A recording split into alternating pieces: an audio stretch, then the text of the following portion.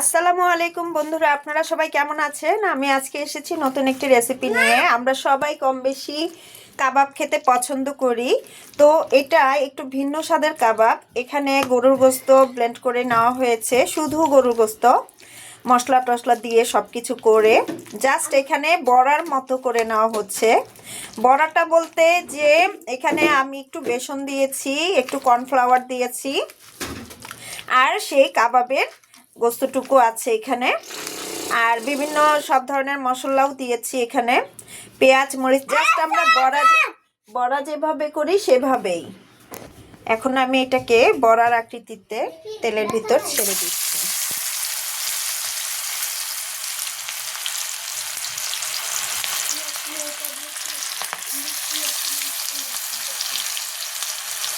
দেখা যাক কেমন হয়। এর আগে আমি এই এক ধরনের কাবাব করেছিলাম, সেটা হচ্ছে লম্বা লম্বা। তো আমরা কাবাব বিভিন্ন রকমেরই তৈরি করতে পারি। দেখা যাচ্ছে কি যে সব সময় মানুষ অভ্যস্ত থাকে গোল গোল আকৃতির, তো ওটাই তারা বেশি প্রেফার করে। তবে লম্বা আকৃতিরও যে কাবাব করা যায় সেটাও আপনারা করে দেখতে পারেন। তো যাই হোক, আমি এখন বড়ার মতো করে দিচ্ছি।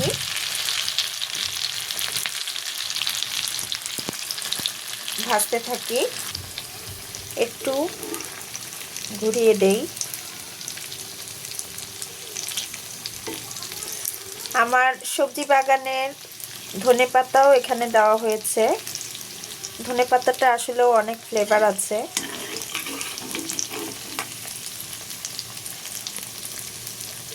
একটু ব্রাউন করেই ভেজে নিতে হবে। তো বন্ধুরা, তৈরি হয়ে গেল আমার এই গরুর গোশতের বড়া। তো আমরা এখন আজকে এই সকালবেলা এই গরুর গোশতের বড়ার সাথে গরম ভাত দিয়ে খাবো। তো এটার মজাই আলাদা। বাচ্চারাও চলে এসেছে। বাবা, এটা অনেক গরম। বন্ধুদেরকে বলো, বন্ধুরা আপনারাও এভাবে তৈরি করে খাবেন, অনেক মজার বড়া। এভাবে বড়া তৈরি করে খাবেন, অনেক মজা লাগবে। হ্যাঁ, এটা হলো গরুর গোশতের বড়া, তাই না?